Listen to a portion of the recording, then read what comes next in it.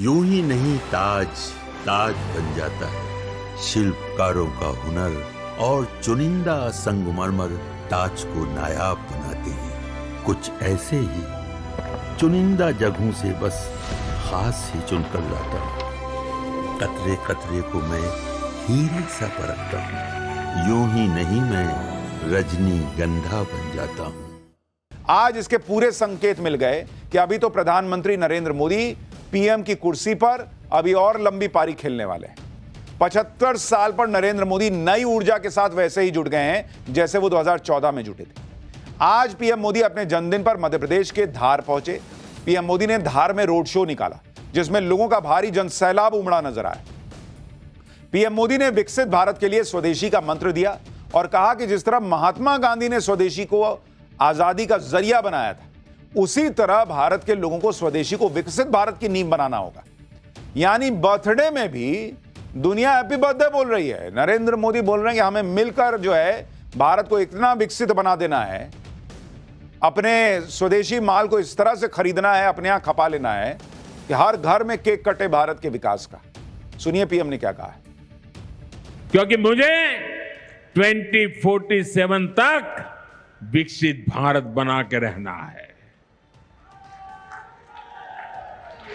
और उसका रास्ता आत्मनिर्भर भारत से जाता है। और इसलिए मेरे सारे छोटे मोटे सभी व्यापारी भाई बहन, आप जो भी बेचें वो हमारे देश में बना हुआ ही होना चाहिए। महात्मा गांधी ने स्वदेशी को आजादी का माध्यम बनाया था। अब हमें स्वदेशी को विकसित भारत की नींव बनाना है। अपने जन्मदिन पर पीएम मोदी ने एक बार फिर पाकिस्तान को निशाने पर लिया।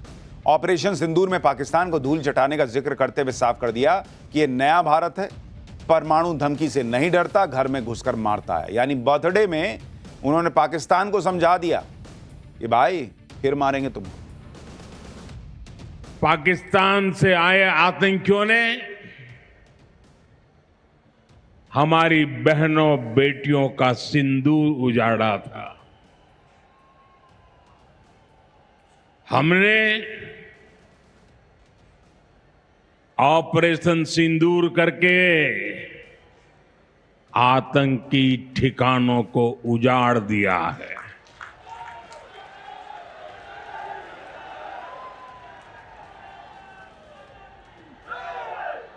हमारे वीर जवानों ने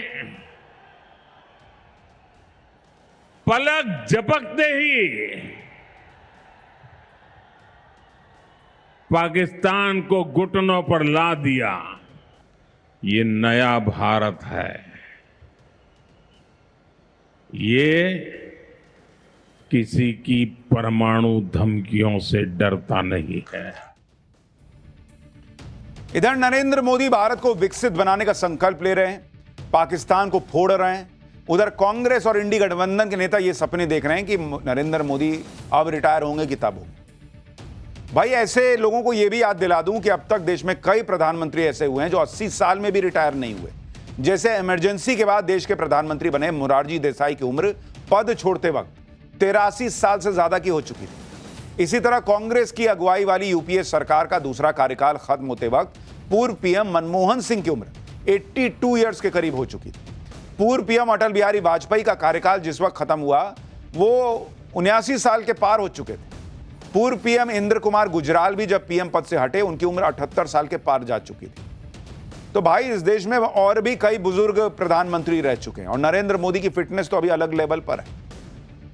शाहरुख खान नहीं बोल रहे हैं कि आप तो इतना फिट हैं बॉस कि हम लोग को इंस्पायर करते हैं। पीएम मोदी दुनिया में ऐसे नेता हैं जिनकी सेहत को लेकर भी कोई सवाल नहीं उठता। आप ट्रंप को देख लीजिए, बाकी नेताओं को देख लीजिए, उन्हें लेकर अक्सर तरह तरह की बातें होती हैं। डोनाल्ड ट्रंप की सेहत को लेकर जो बातें चल रही थी पाठशाला में हमने आपको विस्तार से बताया था कि भाई के पैर में सूजन आ चुकी है, भाई सीधा नहीं चल पा रहे। इसी तरह से मई 2025 में शी जिनपिंग की फिटनेस को लेकर भी नई अटकलें फैली, जिसमें कहा गया कि वो स्ट्रोक का शिकार हो सकते हैं। उनके चेहरे और व्यवहार में असामान्य बदलाव दिख रहा है जिससे गंभीर बीमारी की संभावना जताई गई।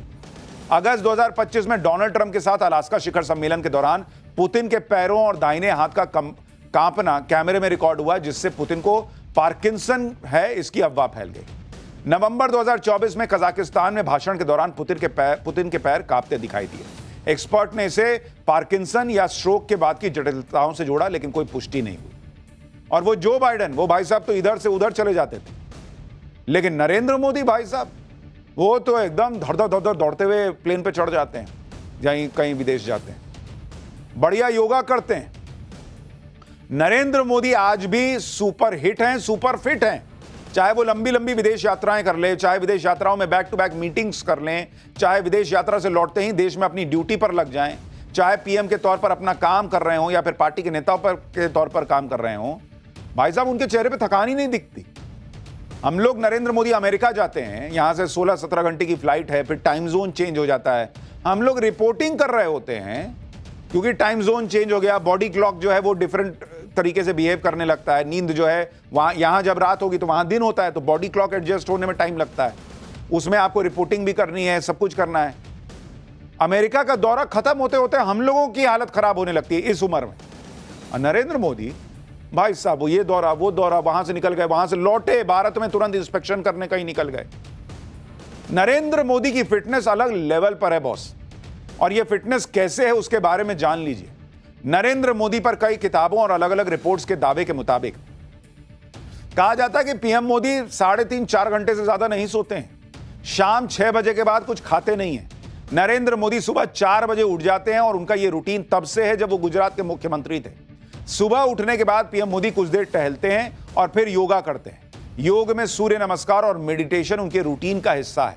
पीएम मोदी की डाइट बहुत ही सिंपल लेकिन पोषण से भरपूर होती है। सुबह पीएम मोदी अदरक वाली चाय लेते हैं, इसके अलावा ब्रेकफास्ट में उबली हुई या रोस्ट की हुई चीजें लेते हैं। फिटनेस के लिए पीएम मोदी खाने में तेल बहुत कम इस्तेमाल करते हैं। खिचड़ी, उपमा, कढ़ी जैसे भोजन उनको पसंद है, लाइट भोजन करते हैं। पीएम मोदी की फिटनेस का एक और राज है उपवास और अनुशासन, जिसके बारे में पीएम मोदी खुद इंटरव्यूज में बता चुके हैं। पीएम मोदी करीब 5 दशक से यानी 50 सालों से नवरात्रि का व्रत करते आ रहे हैं। गर्मियों की शुरुआत में आने वाले चैत्र नवरात्र के व्रत में पीएम मोदी सिर्फ एक फल खाते हैं। इसमें भी खास बात यह है कि नवरात्र के व्रत के पहले दिन पीएम मोदी जो फल खाते हैं उसे ही पूरे 9 दिन रोजाना खाते हैं, जबकि सर्दियों के वक्त आने वाले शारदीय नवरात्र में पीएम मोदी कुछ खाते ही नहीं है, सिर्फ पानी पी के काम चलाते हैं। इसके अलावा पीएम मोदी ने यह भी बताया कि सनातन के चातुर्मास के व्रत भी रखते हैं। चातुर्मास का मतलब 4 महीना होता है और हिंदू तारीख के हिसाब से आषाढ़ महीने की देवशयनी एकादशी से लेकर कार्तिक महीने की देवोत्थान एकादशी तक ये 4 महीना चलता है। यानी कैलेंडर के हिसाब से चलिएगा तो जून से लेकर दिवाली के बीच का समय। पीएम मोदी के मुताबिक चातुर्मास के दौरान वो 24 घंटों में सिर्फ एक टाइम खाना खाते हैं बॉस। पीएम मोदी का मानना है कि व्रत करने से इंद्रियां एक्टिव रहती हैं, चीजों को ऑब्जर्व करने, रिस्पॉन्ड करने की क्षमता कई गुना बढ़ जाती है, साथ ही विचारों में नयापन भी मिलता है। पीएम मोदी की इस फिटनेस को देखते हुए रिलायंस इंडस्ट्रीज के चेयरमैन मुकेश अंबानी ने भी उम्मीद जताई है कि 2047 तक देश की सेवा करते रहेंगे नरेंद्र मोदी। मतलब अभी और कई साल नरेंद्र मोदी पीएम रहने वाले हैं। सुनिए मुकेश अंबानी को। It is my deepest wish that Modi ji should continue to serve India when independent India turns 100. Jivit Sharda Shatam Param Ardarniya Narendra Bhai. God Almighty himself has sent Modi ji as an avatar Purush to lead our motherland to become the greatest nation on earth. It is my good fortune that I have known him closely for more than 3 decades. I have never seen a leader who works so tirelessly for a better future for India and Indians. He first transformed Gujarat into an economic powerhouse. Now he's transforming the whole of India into a global superpower. सोचिए मुकेश अंबानी ने कितने प्रधानमंत्रियों का कार्यकाल इस देश में देखा है। वो कह रहे हैं कि अवतार की तरह हैं नरेंद्र मोदी, जिस तरह से वो काम कर रहे हैं भारत के लिए। पीएम मोदी के जन्मदिन का माहौल आपने देखा, जिस पर कुछ लोग सवाल भी खड़े कर रहे हैं, लेकिन प्रधानमंत्री किसी दल का नहीं, पूरे देश का होता है। और पहले भी प्रधानमंत्रियों के जन्मदिन पर बड़े पैमाने पर सेलिब्रेशन हुए हैं। कांग्रेस के कुछ नेता पीएम मोदी के जन्मदिन पर सवाल खड़े कर रहे हैं। इतने बड़े पैमाने पर सेलिब्रेट करने की क्या जरूरत थी, कह रहे हैं।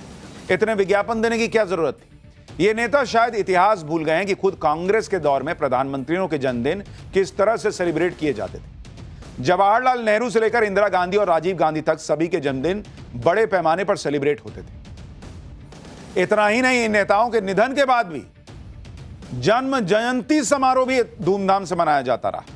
आज आपको दिखाऊंगा पहले के प्रधानमंत्री किस तरह से अपना जन्मदिन मनाते थे, कितने लार्ज स्केल पर उनका भी बर्थडे मनाए जाने की तैयारी होती थी। हाँ, इस लेवल पे नेता जो है वो विश नहीं कर रहे होंगे, ग्लोबल नेता और सारे लोग, लेकिन वो भी मनाते थे बर्थडे बॉस। आपको दिखाता हूं कि कैसे हवाई जहाज तक में जन्मदिन मनाया गया है। आपको देश के पहले प्रधानमंत्री जवाहरलाल नेहरू के जन्मदिन की तस्वीरें दिखाता हूं।